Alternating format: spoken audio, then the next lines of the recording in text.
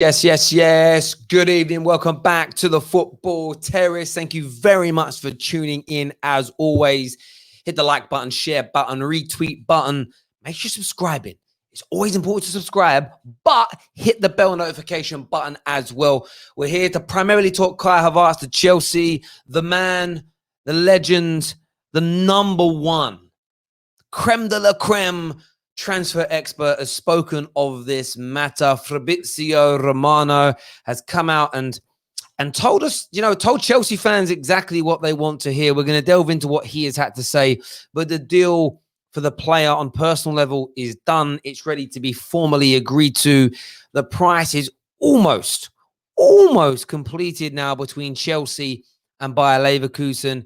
It's as close to being finalized as you can get. Chelsea fans, be excited, be very excited.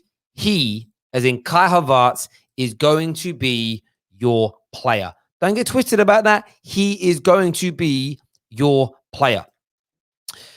This is, we'll see here, this is the actual tweet, Instagram post from Fabrizio. We'll go through here. It says, Kai Havertz wants to leave Bayer Leverkusen. He'd like to join Chelsea. Remember that bit there? Like to join Chelsea. That is a decision. He is picking Chelsea Football Club. Chelsea fans, don't be triggered on, Bayern didn't want him. Blah, blah, blah. He wants Chelsea. Fabrizio never lies about these things. Personal terms are now ready to be agreed for 9 million a season. Simply, they've been agreed to. In principle, they just need to be signed upon. 9 million euros per year. The player has never been the problem, but the deal between the two clubs is not complete at the moment. It's now up to Chelsea to make an official bid to Bayer Leverkusen, starting talks to find an agreement. Now, for me, what's important is this. Bayer Leverkusen have been slowly chipping away at their asking price. It will come in at around 70 million pounds is what Chelsea have been holding out for all along. But Bayer Leverkusen are going to have to sell him. He wants to leave. He's pushing for a move away. Fabrizio Romano has confirmed this to us. The personal terms are one of the most important elements. That in itself is done. But I want to hear from you, Chelsea fans, right now on the channel. You can phone in. The information is inside the description below. So we want to hear from you. We want to know what you're saying, what you're thinking, what you're feeling and all that. And do me a favor while you're here as well. Go check out my personal Instagram account. Go check that out right about now. I don't really promote it enough, and I should. But go and get that done right about now. Go give that a little bit of a follow over there. If you would be so kind, Chelsea, for Chelsea are back. Trust me, as long as you sign a couple of defenders, you're gonna be on point. There's no doubt about it. We've got Monstar that's ready to come on the show here. Monstar, welcome back. How are you, my friend? I'm good, man. Hold on. Can you hear me? Yeah. Yeah, perfect, bro. Perfect. Yeah. I just want to say, woo! That one's for beating United in the FA Cup. Do you know what I mean? Yeah, and deserved as well, mate. Like, yeah, as I say, there's been a lot of United fans crying today about, this didn't work. I think you've got to give a lot of respect to how well Chelsea played, how the system worked for them. Not enough Man United fans to me have credited Chelsea. This wasn't like we were playing Aston Villa or Crystal Palace. You're playing Chelsea, who have got loads of Premier League winners in your squad still. Do you know what I mean? World Cup winners in your squad, Premier League winners in your squad, and a team that you're gonna pull off Kai Havertz. You've got Werner, you've got Ziyech. How excited are you starting to get about next season now? To be honest, yeah, I am excited, innit? Because I know for a fact we're gonna go get I know we're going to get a centre back, and I think we're going to get a left back as well. So I think we are going to sort out some of our problems. I know people say we should get a new goalkeeper. I think it's the All Black deal was basically, if you heard what Simeone said, he basically said, listen, if you want him, you have to pay up for him. It's as simple as that. So I just don't think we're going to get, cough up 120 mil. So we're probably going to stick with Kepa. And I think we can do all right with Kepa anyway next season. We'll just have to wait and see. Do you know what I mean? Yeah, I totally get, like, Chelsea fans want to get a new goalkeeper. Yeah. But I almost feel like a new left back and centre back will most definitely. By the way, we're not taking Skype calls. Please don't call on Skype. I know I've said that people are going to call on Skype just to troll. But yeah, I feel like it's just. I think it's been, like I said. What I find really weird is these people are watching the show, and I say don't call on it. They still call. It's mad. It's an absolute madness. Call again. I've got it up. If the guy calls one more time, then I'm just going to have to block him, and then he's done. Sorry about that, but yeah, we ain't taking calls on there. I think if Ben Chilwell comes in and a decent quality and a fairly decent centre back comes in, you'll concede a lot less chances. I don't think Chilwell's coming in. I think it's going to be between Tagliafico and what's his name, Alex Telles. I don't. Yeah, I mean, maybe. I was listening to Henry Winter, and Henry Winter, fairly well informed, has sort of said it's Chilwell all the way. But we'll wait and see. I think Ben Chilwell is pretty good, to be fair. Like the only issue with him is, again, Premier League players come with a premium because they're Premier League proven. They're always more expensive because of the fact that you kind of know they can cope. You know, and the English and British players are then even more expensive because they can cope with moving around the country. There's no culture shock for them. Do you know what I mean? You always run that risk generally with players moving country. And you've seen that with top class British players over the years. How many have actually made it when they go abroad? Not very many, because you go somewhere and it's a whole new life. But I think Chelsea are going to be on fire next year, bro. I can't even lie. I wouldn't use the words I'm scared. But I'm actually happy about it. And I'll tell you why. For my club to catch Liverpool, I feel like we need as many teams as possible putting pressure on Liverpool. We need 2 or 3 clubs chomping away at them to hopefully make them crack. Yeah. And now at the moment, no Liverpool fans think they're going to crack. And that's fine, but we have to try. Can't just let them stay at the top of the tree about trying to get to them. Do you know what I mean? Yeah. And the thing is, I think with Liverpool, I think they are going to be on a decline next season, because if they don't buy anyone, it's going to be tough. This is what, the 3rd or 4th year running with these same set of players. It's going to be tough for them to continue this kind of form. They've got to be burned out. It's just going to be so. And remember, next season's coming quick as well. You know, they're not going to have a long break like they previously did. So I don't know, man.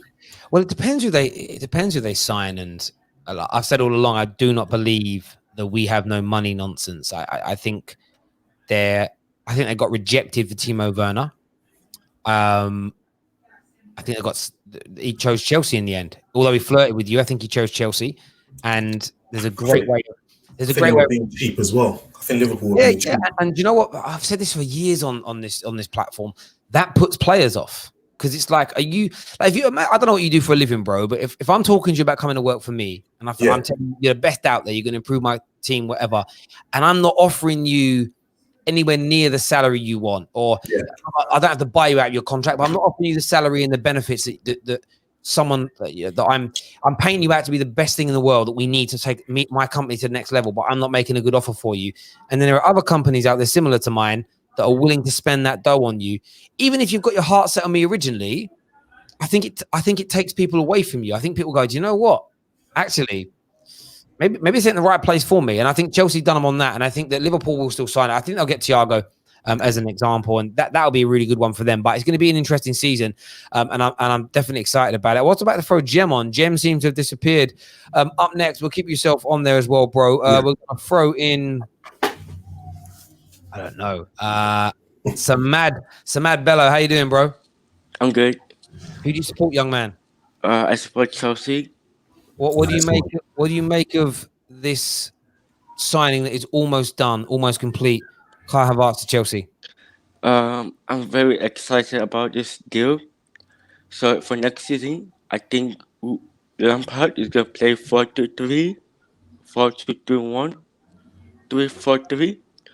But 3-4-3 has to be like against top side teams, because our defense is not strong, especially when the Chelsea is going for attackers. We need a right back and a centre back. So as for my options for the right back, I would like to see Alex Terrace for Porto. I don't know if anyone agreed about that. He's a good player, but I would say the only if Chelsea are not gonna, if Chelsea want a left back, if they're gonna go for Ben Chilwell or Alex Telles, They need a sitting holding midfielder to make that work because they're not as defensive. Yeah, and then as for the yesterday game, I'm so happy. But I think United, if the strength in that defense, like Lindelof, I don't think he's strong enough. But as for United, I think they should go for Inter Milan defender Skriniar. I think that's how you pronounce his name, Skriniar. Something like Skriniar. I've been a fan of him since 2015. He's been a good defender. I think him and Harry Maguire would be perfect. And then if Sancho comes in, whoa, oh my gosh. Man City, Liverpool. Yeah. And I appreciate you saying that. Thank you very much for coming on, young man. You take care of yourself. Really good opinions there, mate. You take care, buddy. Thank you. And that's why I'm not panicking after yesterday. We got slapped yesterday, and it was embarrassing. You take it on the chin, but it doesn't undo the 19 games before that. It doesn't undo the progression that we've moved in. You know, we all knew that we still need a better strength in depth and everything else. That's what's weird about football fans. You know, I've seen a lot of United fans in the past 24 hours talk about how, oh, you know, we're not beating the big teams. We're slapping the little ones. It's Ollie's rubbish. I'm like, bro, for the last 18 months, we've beaten most of the big teams. We've just not been beating the small ones. And we've lost to one big team, like in this sort of good run of form that we've been on. And suddenly the world's coming to an end. It's an absolute madness. It really is. And we've got Jem. We're adding to the stream now. Jem, welcome back, mate. How are you? Not bad. How are you guys? Good. Good. Good. Yeah. What do you make of Fabrizio Romano's news about Kai Havertz? Is it when Fabrizio starts tweeting and posting like this, you pretty much know it's a foregone conclusion, don't you? I ain't gonna lie, Terry. I'm quite excited for this one. I think he's really gonna give us something different. To be honest, Kai Havertz, he's the kind of player I think Chelsea have missed this season in terms of the final ball. Like he's a bit like Bruno in terms of that he can find that killer pass, and we haven't got them kind of players at the moment. I know we've got Hakim Ziyech, and I know he does the same sort of job, but having both of them is it's just going to be something else. And along with that, he's got that sort of physical presence of Michael Ballack. You know he can arrive in the box late and win a header. I think it's like 6'3" or something. And he's a big lad, isn't he? He's a big.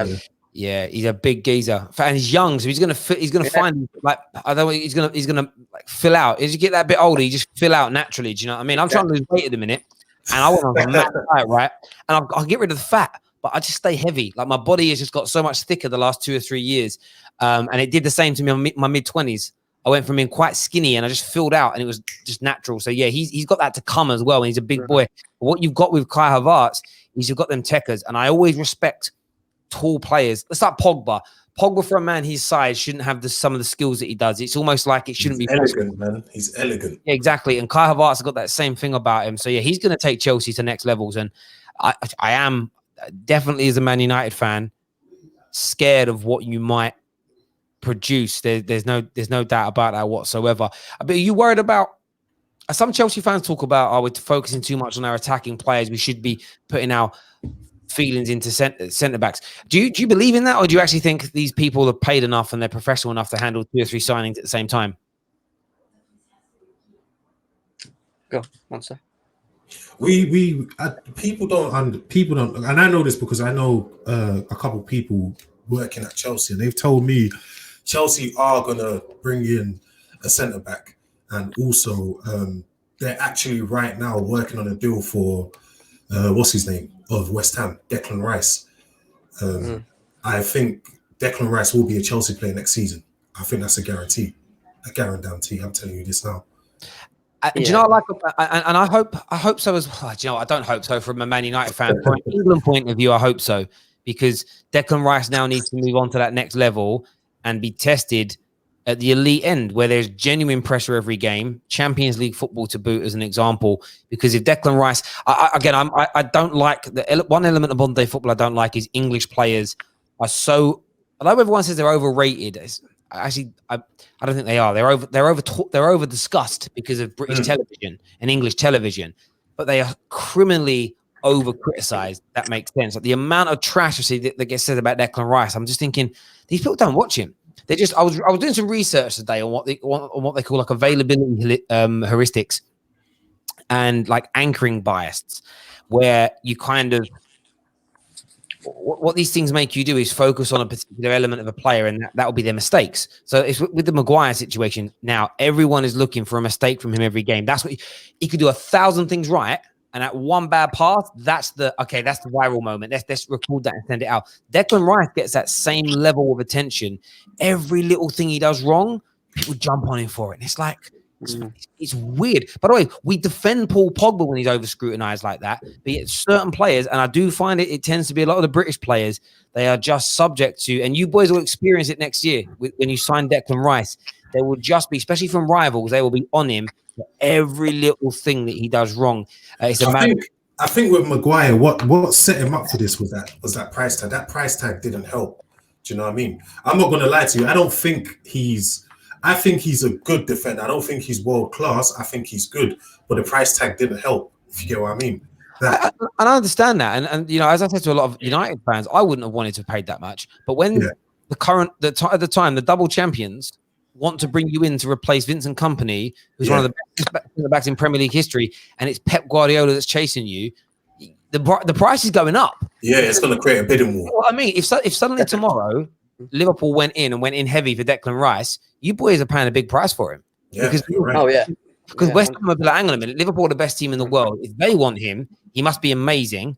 Liverpool are saying, "Yep, you're going to be playing next to Van Dijk." You man are paying big money. If Van Dijk left and Liverpool wanted to be their replacement, how much money is he going? And that's what football fans have got to get their head around. The price a player goes for isn't about what you think they're worth. There's so many multiple factors that go into it. There's the commerciality side of things, but also is there a bidding war? It's why Man United got Bruno Fernandes for £45 million, because Bruno Fernandes made sure there wasn't a bidding war by telling every other club who was interested, I'm never signing for you, I'm going United. So Sporting Lisbon couldn't create 3 teams sending in bids. Anyway, Akeem, welcome, bro. Akeem, sorry, how you doing, mate? Obviously Chelsea, another Chelsea fan. I feel outnumbered tonight. I feel a little bit vulnerable. You know what I mean? I feel a bit vulnerable here. The Kai Havertz news, it's been going on for a while now, but it's close to being finalized. Give me your thoughts, bro. Pretty excited, really. Good young talent. I think it's really good in the final third, especially finding those passes. I think he's the upgrade on what we have in as a number 10, especially guys like Mason Mount.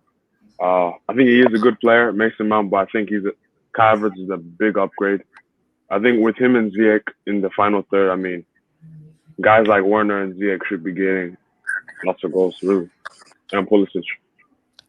Yeah, I think what you said there about being like, listen, Mason Mount had a really good game yesterday, to be fair to him. But these players are for me, a level above. And that's like Chelsea of old. You know, Chelsea would never, like you sound like Scott Parker. You went out and spent 25 mil or whatever it was on him. You gave him a bit of time, but he didn't work. So he just wasn't good enough. Good enough. And that's it. And I think, and that's where Man United have gone wrong. You know, Fergie would never have had a Jesse Lingard as a main starter for 2 or 3 years at the football club. It just wouldn't have happened. He would have been a fringe player at best. He would never have allowed that to have happened. And Chelsea kind of the same. Now, you couldn't really help it this year because you had a transfer ban. I'm pretty sure some of these signings you're making now, like Ziyech as an example, someone like him may have come in the summer if you were able to sign them. But no, I think you're right. The signings are absolutely on fire. I think we've had a lot of I have, especially recently, a lot of people saying, why are we signing Havertz? Because do we really need him? And where is he going to fit in the team next year? And for me, it's quite obvious. You're playing behind the striker. You play Ziyech on the right. You play Pulisic on the left.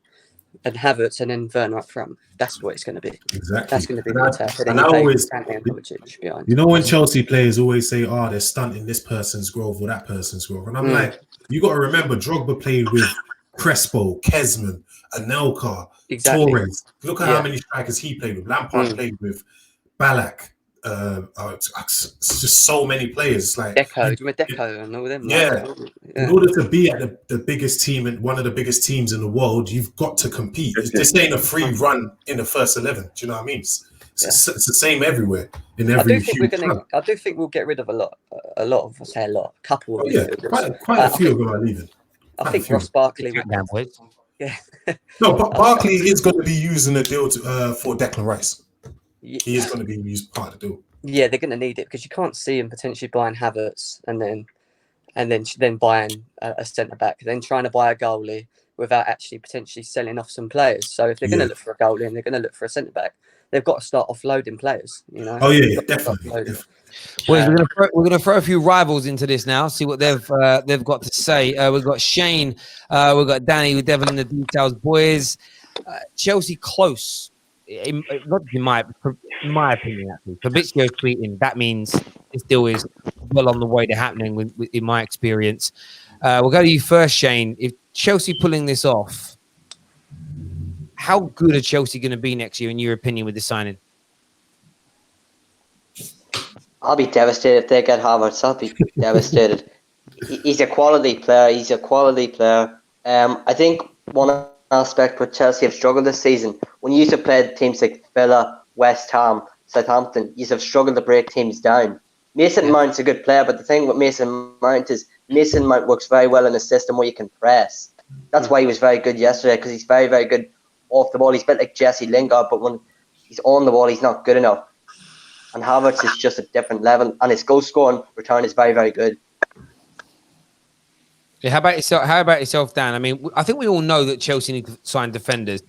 I think we'd all be very shocked if they didn't sign anybody at the back. But from an attacking point of view next year, to have Ziyech, Werner, Pulisic, Havertz, and then the kind of backup to that is going to be the Tammys, Hudson-Odois, and Mason Mounts. That is an absolutely... It's probably going to be at that point, we don't know who United are going to sign yet. That's the most stacked attacking lineup in the Premier League, is it not? Yeah, if they get Havertz, Chelsea will rival City for most goals scored next season, most likely, along with Man United as well. I've got to keep us in that conversation. But no, Havertz is... Shane mentioned Lingard. Havertz is got all the qualities that Lingard has off the ball, but he has the on the ball qualities as well. That's why he's a next level kind of player. And Chelsea crossed the ball a hell of a lot, and he's suited to that as well. He scores a lot of goals with headers as well. Another interesting thing is that people think that Tammy's just going to be thrown to the wayside. Look, Havertz can play as a false nine. Werner can fill in for a 9. I don't know if you guys are going to sell Giroud or not, but then you've still got Tammy. He's staying. So you guys, over the course of if you have a 50-game season, all of these guys will play in that role at some point. I think that's similar to what you guys do now with your wide players, where you've got William coming in and out, Pedro comes in, Mason goes out, Hudson-Odoi pops up. So your front line is going to be like that next season. It's just, it gets to a point where what's your primary team? What's your best team going to look like? Is it going to be Havertz at the 9, Werner at the 9? Is Pulisic going to play on the left or right? These are good problems to have. But what I would say is, as a United fan, Chelsea operate in a transfer market the way I wish Man United have been for a long time. Since you guys stole Robin from us, basically, we showed him around Carrington and everything. And somehow, I think we got backstabbed by Peter Kenyon, if I'm not mistaken, when he moved to Chelsea. Yeah. Took that deal from us. You guys get it done in the transfer market. And I've said this before, your loan system, you guys are in contact with clubs across Europe every single month because of your loan system. You guys are I don't want to, how can I put it? You're like that ultimate hustler who's got a finger in every pie. He sells a bit of this, sells a bit of that. You know what I mean? He's got connections there. He can hook you up there. Chelsea's network and contacts at football clubs is, I'm not going to lie, is a concern. You guys operate in a way that I like Man United to, and I've got no doubt you will buy defenders. If anything, you may not end up with a full-back and centre-back, but I'd be shocked if you end up with not having either position solved this summer. Yeah, I mean, I think you're right. And what's interesting you say that one of the issues with Man United, I'm glad we've addressed one thing, that we don't have the Woodwards making football-based decisions anymore, but that still doesn't mean I trust that their speed of getting these deals done in relation to that. And I think that sometimes comes down to the way people think about you. I think with Chelsea,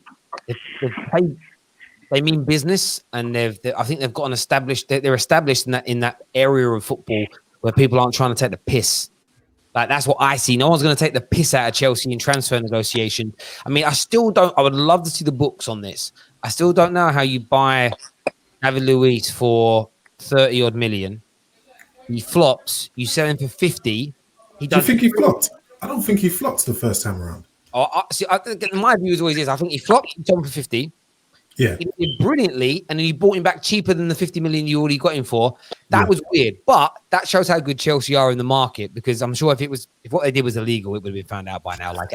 No, what they did was what you've schooled us all on amortization. You see the way Juventus and Barcelona hooked each other up with that farcical transfer for Arthur and Pjanic going the other way. Those numbers are just for them to cook the books the way they need to, and it's legal. There's nothing illegal about it at all. It's completely fine to do. It's creative accounting. It's creative accounting, but but they get things done like that. Like instead, Man United pay 20, 30 million too much for some players, and then sell people for like 20 million pounds underneath their value. It's a madness. But if you were to someone put in here how I'm going to try and pronounce it right. My dyslexic brain don't like it. Is it Tagliafico?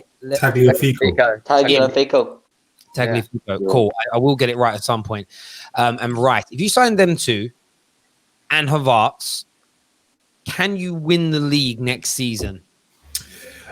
I think we need a goalie. I think we do need a goalie. That is still an area for me that is very concerning, because with a goalie, save you 10 points. Plus what keeper would you get? I don't think we'll get Jan Oblak. I think he's too much, especially with the whole Havertz. Valencia is up for sale, by the way. Valencia, their whole squad is up for sale. They've got a good goalkeeper. You can see, he's a good goalkeeper. Have you been linked with Onana from Ajax? Onana, he would be cheaper for 30 mil. I just don't feel that. He's a great keeper. He's a good goalkeeper. Yeah. What do you think? So what? Is Kepa not going to improve? What going for Kepa? To me, if you ask me, I feel like Kepa's having a.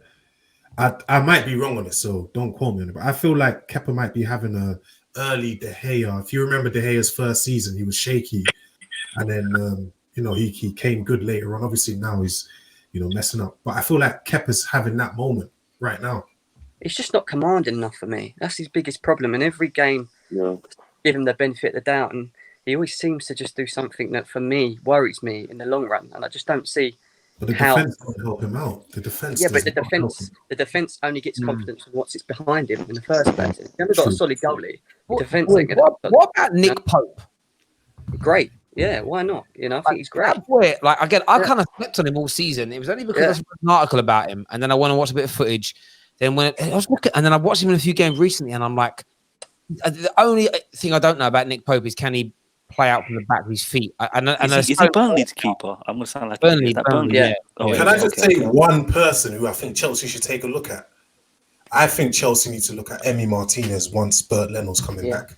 Martinez he's so impressed with him. The only issue with him is he having I remember when Roy Carroll had a stint in Man United's goal, and he looked well. I was about 5-6 month period that he played, and I think it was because it was either Fabian Barthez was out injured, someone along those lines, and he looked magnificent, and it was like, he's really good.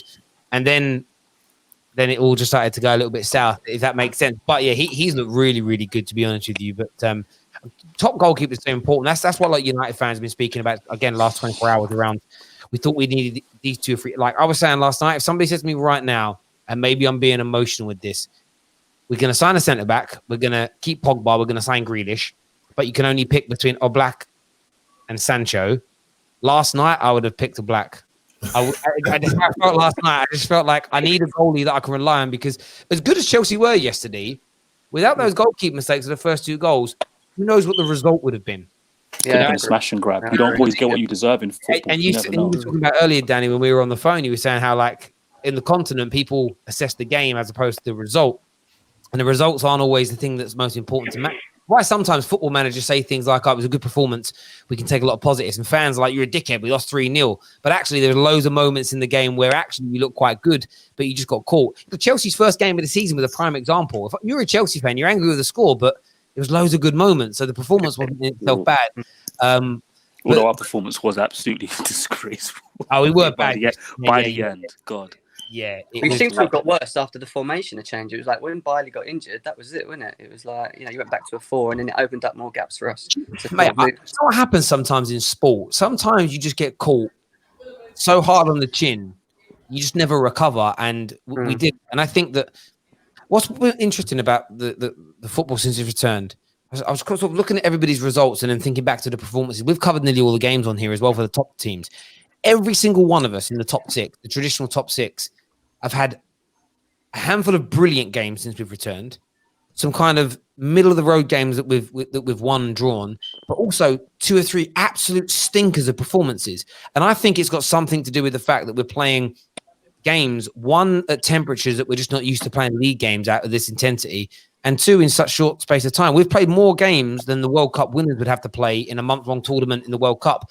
And no one's really talking about that. Like when teams are dropping bollocks, it's like, well, I know they've dropped a bollock today, but everyone has. If you would have performed yesterday like you did against Sheffield United, we'd have probably beaten you.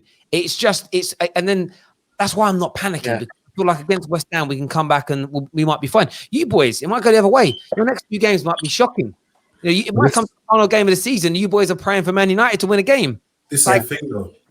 Man United's what's showing now is Man United's small squad depth. They've got no squad depth at all, and they're burnt. You could tell they're burnt out. I think because forget about the Chelsea game, the previous 2 games, I don't think Man United particularly played well. I don't think so. No, we didn't, but that happened. That's anecdotal for me. Like, we did what we had to do to win those matches. Yeah, I get. You know what I mean? And bear in mind, You say that, but you didn't play well against them. Wait. Before those 2 iffy games, what did we do? We broke a record, people. You need to put it in context. We set a Premier League record. Yeah. That's Alex Ferguson. And there's only 4 games. Mourinho in his prime. Ancelotti, like you name it, no one's done this before. 4 games on the trot, 3 or more goals. Then we have 2 iffy games. Don't you think they're a bit burnt out? They're tired. I think they're jaded. I think there's tiredness because we know that we don't have a great deal of strength in depth. And Ollie himself is a great interview that he's done where he's talking about, like, basically I'll paraphrase, but he said, what I look for is players that, one, accept responsibility when they make mistakes and don't blame others, and they learn from it. And he basically says, as you start to see players faded away from this first team, that is essentially me that is me berating the player and telling you that they're the ones who have messed up and they're done here. So players that you see suddenly fading away, not really getting games, you look at Delo as an example, he's done. Pereira ain't getting nowhere near the team. He is done as an example. And I think thank God.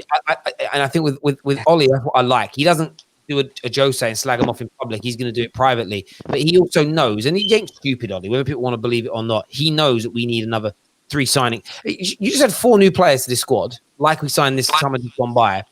Get 4 of the dead wood out and add that to this squad. Suddenly then you can rotate. If you could have a game where you could rest Rashford and you could rest Pogba, but you bring in Van der Beek and Jack Grealish, that's superior to everything else we've got. And I love Scotty Mac and I like Fred, but those players are bad. I told you I never want to see those 2 play together. In McTominay and Fred, don't want to see them start together ever again. It hasn't happened. But even when you just put Fred in, you see the problem. But to respond to Monster, if you look at this team, you realize this is like a new first 11. It's a new first 11. These are just the teething problems they're going to have in unusual circumstances as well.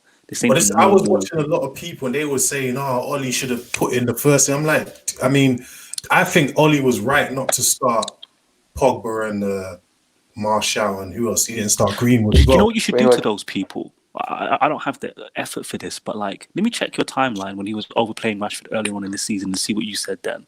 Yeah.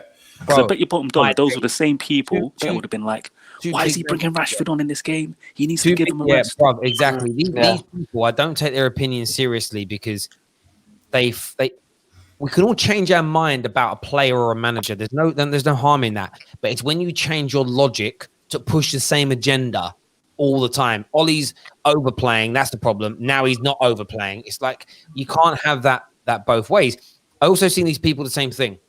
I see one of them go on YouTube today and say, I hate Maguire. I think he's crap because what we're saying is we need to sign another centre back next to him to unlock an £80 million defender.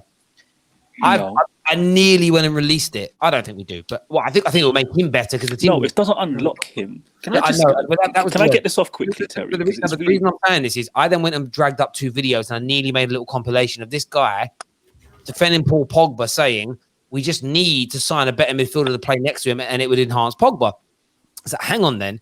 So you're happy for Man United to have to drop tens of millions of pounds more to make Pogba look better because you love Pogba, but yet you're attacking Maguire for the exact same reason. That's my issue with these fans, is their logic lets them down all the time because they have agendas. And it's like, it's a madness to me. So yeah, to Monster, onto your point on that sort of stuff, like, yeah, maybe he could have played the team different, but whatever Ollie does, people are going to criticize him for it. If he doesn't win every game 3-0, which is an impossibility because we just broke the record and there's only 4 games on the bounce that were won by that margin in Premier League history, they're going to moan. You know, if we scrape a 1-0 against a team in the bottom half, they're going to act like that's abnormal. And actually, that's what's abnormal is beating all those teams by 2+, 3+ goals every game. So that's my view on it. Like, it's and same for Chelsea. You guys play good football, but you are still probably next season going to have 10 games where you scrape past teams. That's normal. It's just normal. But do you know what I can't work out about Chelsea? Chelsea fans can relate. Do you guys like Willian or you don't like him? Because I can't. I like Willian. I have always loved Willian. Love Willian. He's just sometimes he just doesn't look. Sometimes the thing with Willian, sometimes he just doesn't look bothered. Do you know what I mean? He just doesn't look bothered at times. I see Chelsea fans get on him sometimes, and then when the going gets tough, he pops up with goals and assists, and I'm like, you got to appreciate this guy. The thing with Willian is, Willian's one of them players that will frustrate you a lot. Yeah, that's the thing with Willian. He can frustrate you because even though Bruno's a lot better than Willian, Bruno frustrates me a lot because he sometimes makes the wrong decision. I think Willian's a bit similar to that. Yeah, I just think Chelsea went through this period where I saw it happen in front of my eyes, where certain players were just, and every fan base now does this. There's always 2 or 3 players who become the scapegoats, and then there's almost a cycle every season. Matic was the guy that everyone hated, and then recently he's looked good. They loved him, and now they're starting to get on his back again because who can we ever go at? And often that's because actually they don't want to put blame on their favorite player who actually had a bad. Like I looked at it yesterday, and Bruno and Pogba for me. Those were the 2 I was most upset with individually because they're our best 2 players. And I always put more expectation on my better players than I do my lessers. So if you think, by the way, William's trash and he lets you down and rubbish, if he's having a bad game or you don't understand what he's playing, your focus should be on your manager because that's not you already think the guy's trash. So why are you angry if he's not playing well? That never makes sense. I would say though, Man United I think Man United have to go and get Thiago. The only reason why I say this is because when I look at Man United's midfielders, it shocks me how less of the ball they have. Do you know what I mean? I was looking at Man United's midfield, I'm thinking they should have more of the ball than they actually do get, if you get what I mean. Do you want to know why we don't keep the ball very well? Why? Because, real facts, Bruno, Pogba and Matic, if I had to give them a scale out of 10 for decision making, they're all a 6, 7 out of 10 max. And when they all get on the ball, they're looking to create a low percentage opportunity. They're looking to do something ridiculous on the ball every time they get it. So when you know what frustrates me? When we have a spell and we don't have the ball, Bruno will get it, and you think, okay, play a safe pass so you can retain possession. No, that's not how he thinks. He's thinking, no, I need to get that ball over the top of that difficult pass. Time goes, Pogba, same thing. Pogba will hold the ball for 4 seconds looking to do something difficult, then play it sideways. We know what Matic does. Matic will run 15 yards diagonally across the pitch and then pass it backwards if the option ain't there by the time he gets there. Yeah, that's what they do. Everyone contributes to us not keeping the possession for long spells. Rashford's the same. When Rashford does something well, he usually holds the ball for 4 seconds, 5 seconds before he does it. It's just one of those things. But the reason why we're so lethal is because when our players get it right, it's a big opportunity we create. That's why I roll with it. You know what I mean? I agree, and I think, look, Thiago for me, I'd love a player like that. Like if I had a time machine now, you bring back a 25, 26-year-old Paul Scholes and stick him in that middle of Bruno and Pogba, and I don't even think you need a CDM at that point because Michael Carrick was a CDM for years and we won multiple titles. You don't need it. You don't always need a player that's sort of smash and grab and jump into tackles. It's just man anticipate and read. But boys, I appreciate you all coming on as ever. Everyone who's tuned in, hit the like and share button, and we're back. So I don't even know what games are on tomorrow because I'm just still lost with what day of the week it is. There's so much football. Obviously, it's a massive week for Chelsea and Man United, but we can taste Champions League now, which is amazing. So everyone, take care of yourselves. God bless, and we'll see you all again soon. Bye bye. Peace.